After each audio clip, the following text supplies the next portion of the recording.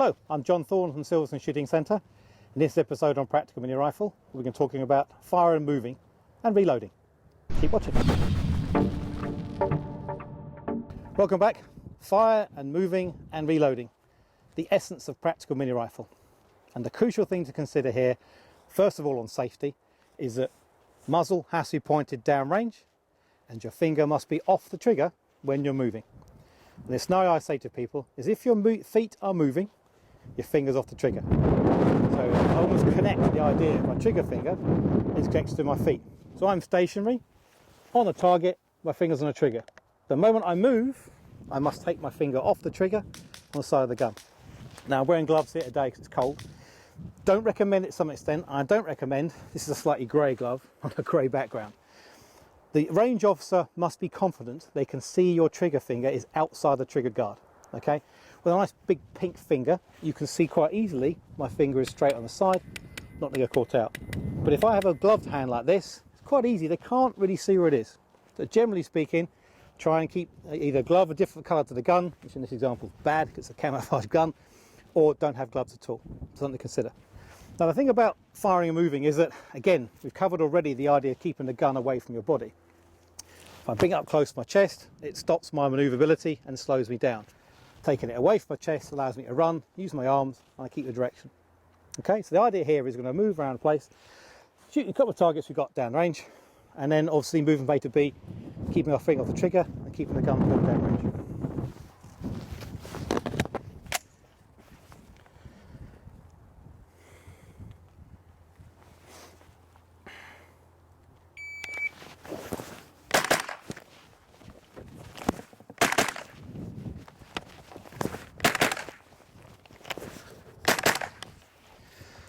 As you can see, I'm moving around the range, muzzle came down range, I'm keeping my finger off the trigger as I manoeuvre. Now one of the slowest things that you do manoeuvring around a course of fire is reloading. And ideally you should always reload on the move. Stage reloading takes time, imagine the total time on cost. If you're waiting for a target to come up, you're best off in moving. So in this particular course of fire, I've got a position back here, I've got a second one here, and I've got a third one over here and a fourth one there. The longest distance that I'm travelling is from this position here to the forward position. So that's the best time for me to reload. Now a lot will depend on the course of fire, how many targets, counting rounds, etc. But ideally, try and pick your time to reload whilst you're moving. Okay, so we'll try it again with a reload in between those two.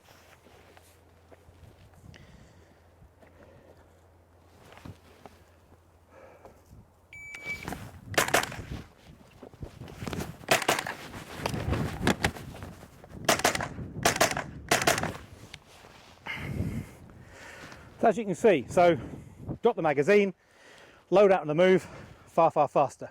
Okay. Now the other thing I can do here with the Vector, which is slightly different, is that I have a separate magazine on the side, a magazine holder on the side of the gun. So I can then use that as my reload process behind it. So what I can do here, same thing applied, rather than going to the belt, I go to the side. Now you can do this in ARs as well, but it's nothing against the rules, just mean it can be slightly faster. Let's try it again.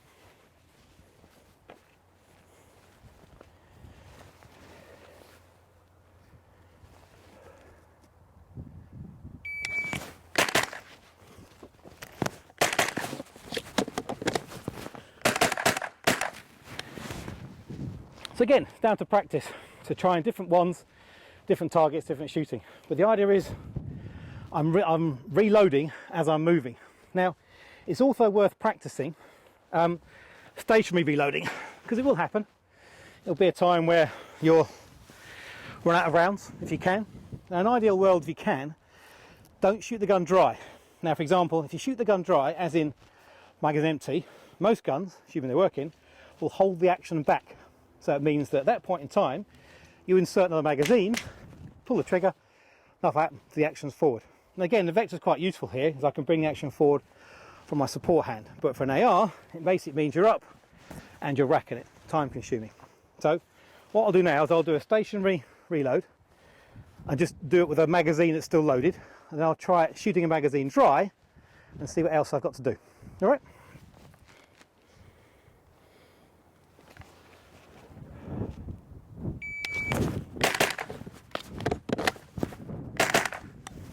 So that's it. So I've got rounds in, drop the magazine, put another one in.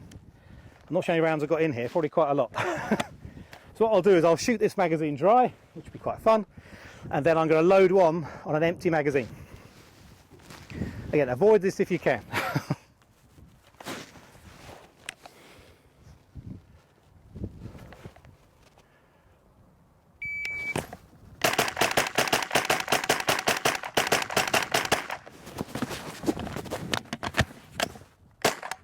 As you can see, I had to rack the action forward, which for a vector is okay, because I've got my hand underneath here. With an AR, once that magazine was empty, I'd have to go up, pull the action back, which is time consuming. So something to consider if you can. So yes, you will have to reload at some point in time on an empty chamber. But ideally, if you can do it, and only load the magazine and not have magazine empty, shooting it means you haven't got to worry about the action forward side of it. Again, these are things that are kind of hard to practice with a live fire unless you've got a range, and certainly the average club won't be very happy if you've got a firing line you're running around the range practicing. But this can be done on an unloaded gun. Get used to muscle memory of doing that process of loading and reloading and action forward. So you can sit back there and constantly go up, magazine, up, and try moving around. But reloading and moving around the range is the main aspect of practical mini rifle. So the more you can spend time practicing that, the better you can be. Okay, hope that's useful. Thanks for watching. See you again soon. Cheers.